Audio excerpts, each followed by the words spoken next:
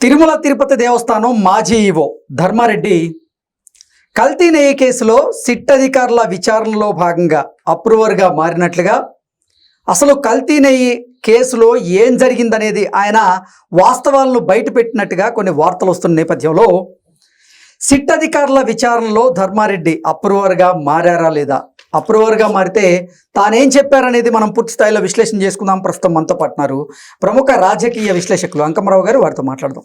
Sir నమస్తే. Sir నమస్తే. కల్తీ నెయ్యి కేసు వ్యవహారంలో తిరుమల తిరుపతి దేవస్థానం మాజీ ఈవో ధర్మారెడ్డి గారు అప్రూవర్గా మారారని, అసలు ఈ కేసు వ్యవహారంలో ఏం జరిగిందనేది ఆయన వాస్తవాలను బయట పెట్టారన్నట్లుగా కొన్ని వార్తలు వస్తూ ఉన్నాయి. ఈ వార్తల్లో వాస్తవం ఉందంటారా? అసలు ఏం జరిగిందంటారు సార్? నిజంగానే అంటే ఇక్కడ కొన్ని నమ్మలేని విషయాలు కొన్ని ఉంటాయి. అవి తప్పకుండా నమ్మాల్సిన పరిస్థితి.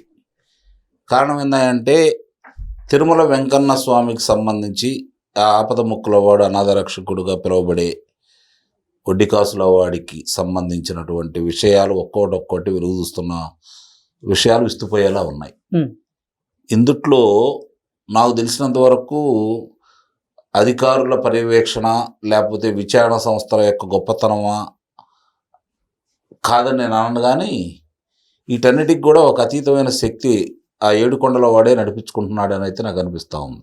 ఓకే, కొంతమంది కరుడుగట్టిన వాళ్ళ విషయంలో కొన్ని నమ్మలేని నిజాలు మనకి కనిపిస్తూ ఉన్నాయి. కొంతమందికి పరివర్తన చెందే అవకాశం ఆయన ఇచ్చినా కూడా వాళ్ళలో పశ్చాత్తాపం కానీ పరివర్తన కానీ కనిపించట్లా. ఓకే, కాబట్టి ఆయనే ప్రత్యక్షంగా రంగంలో దిగాడా అనిపిస్తుంది చూడబోతూ ఉంటే.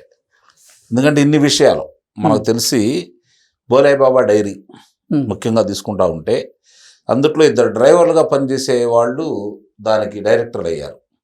మీరు గమనించుకోండి. 2022లో వాళ్ళ దగ్గర నుంచి నెయ్యి తీసుకోకుండా బోలేబాబా డైరీని రద్దు చేశారు కదా కాంట్రాక్టర్ నుంచి. అయినా సరే వాళ్ళు ఇద్దరూ వచ్చేసి వైష్ణవి డైరీలో డైరెక్టర్లు అయ్యారు. ఓకే, ఏఆర్ డైరీని అడ్డం పెట్టుకొని వాళ్ళు మళ్ళీ అదే దందా నడిపారు. ఎవరి ఆధ్వర్యంలో ఇదంతా? ఏదైతే సుబ్బారెడ్డి గారు ఉన్నాడో ఆయన ఆధ్వర్యంలోనే జరిగింది ఇవంతా. ఓకే, ఆయన చైర్మన్గా ఉన్నప్పుడే కదా జరిగింది.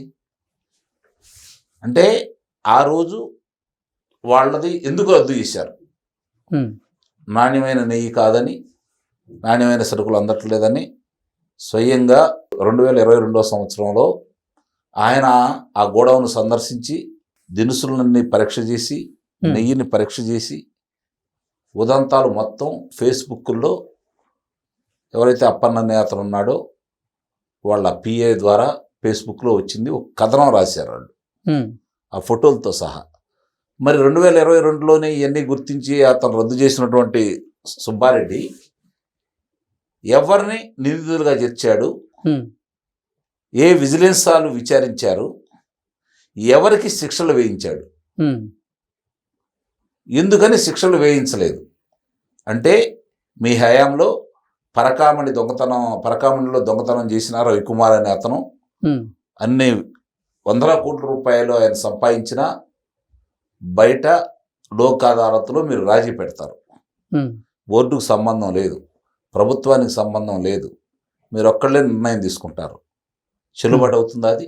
ఆస్తులు ఎవరెవరు రాయించుకున్నారో, అతను ఎంత ఆస్తులు సంపాదించుకున్నారో ఇప్పుడు ఈ విచారణలో ఒక్కోటి బయటకు వస్తూ ఉన్నాయి. అంటే ఇలాంటివి మీరు మొత్తం చేశారు. అట్లానే బోలేబాబా డైరీకి సంబంధించిన డైరెక్టర్లను కావచ్చు, ఈ దినుసులను సప్లై చేసిన వాళ్ళని కావచ్చు, వీళ్ళందరినీ కూడా హైదరాబాద్లో సుబ్బారెడ్డి నివాసాన్ని పిలిపించుకొని మాట్లాడుకున్నాడంటే దాని అర్థం ఏంటి సార్ ఆలోచించండి. బోలేబాబా డైరీకి సంబంధించినటువంటి ఇన్ని విషయాలన్నీ బయటకు వస్తూ ఉంటే, అలాగే ఈ దినుసులకు సంబంధించినవన్నీ అతను పరీక్ష చేశాడు, వాళ్ళ మీద చర్యలు తీసుకున్నాడు, మేమే చర్యలు తీసుకున్నాం, ప్రపంచంలో అత్యుత్తమైన ల్యాబ్లు ఇక్కడ ఏర్పాటు చేశామని చెప్పని సకల శాఖ మంత్రిగా పేరు పొందినటువంటి సజ్జల రామకృష్ణారెడ్డి గారు ఈరోజు కొన్ని శుభాషితాలు పలికాడు. మరి ఆ శుభాషితాల్లో వీళ్ళ మీద ఏం చర్య తీసుకున్నాడో చెప్పలా. దాన్ని మరి అన్నిసార్లు పరీక్ష చేశారని చెప్పి అంటున్న తర్వాత ఆ పరీక్షల్లో మైల్డ్గా వస్తాయంట.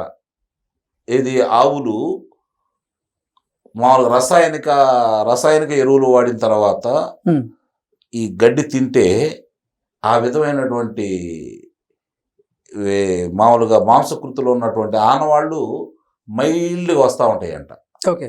దాన్ని ఆధారం చేసుకొని కలిసినట్టేనా అని మాట్లాడుతున్నాడు. ఉమ్, అయ్యా సజ్జల రామకృష్ణారెడ్డి గారు, అసలు అక్కడ నెయ్యే లేదని ఇప్పుడు ఈ విచారణలో తేలింది. ఉమ్, సిబిఐకి మంచి నువ్వు సవాల్ చేస్తున్నావు. సిబిఐ ఆధ్వర్యంలోనే ఇద్దరు అధికారులు ఉండి దాంట్లో సిబిఐ అధికారులు ఇప్పుడు ఇదంతా బయటికి తీసుకొచ్చారు. మీకు సిబిఐ ఒక్కడ తప్ప ఇంకేం కనపట్ల. ఉమ్, ఎందుకంటే 12 సంవత్సరాల 1 నెల 18 రోజులు అవుతుంది మీ నాయకుడు బెయిల్ మీద బయటకు వచ్చి, సిబిఐ విచారణ సందర్భంగా బెయిల్ మీద బయటకు వచ్చి 2019 మే 30వ తారీఖు నుంచి ఈ రోజు వరకు న్యాయస్థానం మెట్లెక్కలేదు. అందుకని మీకు సిబిఐ కావాల్సి వచ్చిందని చెప్పని అనిపిస్తూ ఉంది. మాట్లాడితే ప్రతిదానికి సిబిఐ అంటున్నారు. ఆ సిబిఐ ఇప్పుడు బయటకు తీసుకొచ్చింది. రేపు 21వ తారీఖు నాడు ఆ సిబిఐ కోర్టే కదా రమ్మంటుంది. వెంకన్నతో పెట్టుకున్నారు మీరు. ఆయన అందరికీ ఏం చేయాలో అది చేస్తాడు, అందుట్లో అనుమానమే లేదు. ఇక్కడ ధర్మారెడ్డి ఇవన్నీ పర్యవేక్షణాధికారి ఆయనే కదా. అర్హత లేకపోయినా కూడా ఆ స్థాయిలో కూర్చొని ఉన్నాడు కదా. ఆయనకు అర్హత లేదనేది వాస్తవం. ఆ స్థాయిలో ఆ రోజు తండ్రి కూర్చోబెట్టాడు, ఈరోజు కొడుకు కూర్చోబెట్టాడు. అతను అన్నిటికీ మొత్తం అన్ని సక్రమం అతనే చూశాడు. సర్వాంతర్యామి అతనేలాగా ప్రవర్తించాడు. జగన్మోహన్ రెడ్డి తప్ప ఇంకోరు చెప్పినా అతను మాటం లేదు. సుబ్బారెడ్డి, ధర్మారెడ్డి ఇద్దరు ఏం చేయాలో చేశారు. ఆ తర్వాత వాళ్ళకి కరుణాకర్ రెడ్డి వచ్చి కలిశాడు. వాళ్ళ అదేంటంటే మళ్ళీ గవర్నమెంట్లోకి వస్తారని భావించారు కృష్ణ. ఓకే. లేకపోతే ఆ దేవదేవుడు ఆస్తులు చాలా వరకు లాగేసేవాళ్ళే. ఓకే. అందుకని ఆయన చూసుకున్నాడు పైనుండి. 151 స్థానాల నుంచి 11 స్థానాలకు పరిమితం చేశాడు. అయినా సరే వీళ్ళకి ఆలోచన కనపట్ల. ఇప్పుడు కల్తీ నెయ్యి కేసులో మాజీ అయినటువంటి ధర్మారెడ్డి గారిని సిట్ అధికారులు విచారణ చేస్తూ ఉన్నారు. అందులో భాగంగానే ఆయన అప్రూవర్గా మారినట్లుగా కూడా తెలుస్తోంది. అప్రూవర్గా మారి ఏం జరిగిందనేది అసలు మొత్తం బయట పెట్టారా? ఆయన కనుక అప్రూవర్గా మారి వాస్తవాలను కనుక బయట పెడితే రాబోయేటువంటి రోజుల్లో ఆయన అలాగే వైవి సుబ్బారెడ్డి గారు వీరిద్దరూ అరెస్ట్ అయ్యేటువంటి అవకాశం ఉందనేటువంటి ప్రచారం జరుగుతుంది. దీని మీద ఏమంటారు సార్? ఇప్పుడు సహజంగానే అప్రూవర్గా మారాడు అనుకో, అతనికి వెలుసుబాటు ఇస్తారు.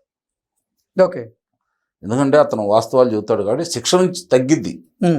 అసలు శిక్ష చేయకుండా అయితే ఉండరు, ఆ శిక్ష నుంచి తగ్గిద్ది. ఓకే. అతను అన్ని వాస్తవాలు బయటపెట్టాడు అనుకోండి, ఇంత ముందులా కాదు కదా, ఇప్పుడు అంతా రికార్డెడే కదా. ఇక్కడ ఏం చెప్పాడనే దానికి గనక న్యాయస్థానం ముందులో కూడా అదే చెప్తే అతను ఇట్లా జరిగింది అని చెప్పారని నిస్సందేహంగా అప్పుడు అప్రూవర్గా మారినట్టు మనం భావించాలి. అప్పటిదాకా చాలా మంది కొన్ని నాటకాలు ఆడుతున్నారు, చూస్తూనే ఉన్నాం కదా. విచారణ సంస్థల ముందు ఒక మాట చెప్పటం, న్యాయమూర్తి దగ్గర పోయి ఒక మాట చెప్పటం, ఇవన్నీ చూస్తూనే ఉన్నాం. కాకపోతే ఇక్కడ ఈ విషయంలో మాత్రం ఇన్ని విషయాలన్నీ ముందేసిన తర్వాత, ఇన్ని భాగవతాలన్నీ బయటపెట్టిన తర్వాత, తిరుమల తిరుపతి దేవస్థానానికి పవిత్రమైనటువంటి ఆ దేవస్థానానికి ప్రపంచంలో అతిపెద్దైన ధార్మిక సంస్థగా వెలుగొంచున్నటువంటి ఆ నిలయానికి వీళ్ళు చేసిన అపవిత్రానికి హిందూ భక్తులు రాకుండా చేయాలనే కారణానికి, వీటన్నిటికంటే కూడా నా దృష్టిలో నేను అంటున్నాను, ఇంతకుముందు ఎవరైనా అన్నారో లేదో నాకు తెలియదు, ఆ యొక్క రసాయనికాలు వాడి వాళ్ళు హిందూ భక్తులను కూడా చంపేయాలని భావించారేమో నాకు అనిపిస్తూ ఉంది. అంత ప్రమాదకరమైనటువంటి వాడారు. అదృష్టం బాగుండి 5 సంవత్సరాలు 1-2 కంటే ఎవరు తినుండరు, 1-2 లడ్లు కూడా తినుండరు, అంత తినుంటారు సరిగ్గా బాలేవు కాబట్టి. నిస్సందేహంగా కనుక నాలాంటాడైతే సంవత్సరానికి 15 లడ్లు ఈజీగా తినేస్తాడు.